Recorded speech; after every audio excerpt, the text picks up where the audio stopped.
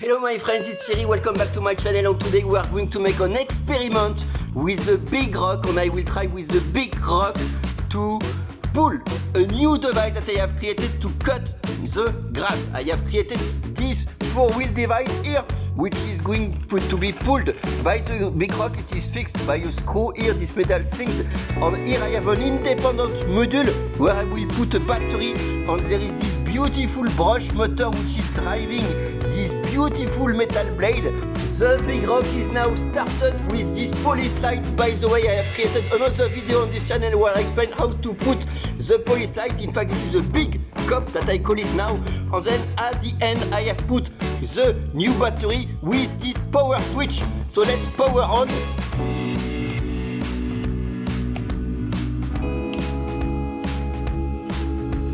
Good.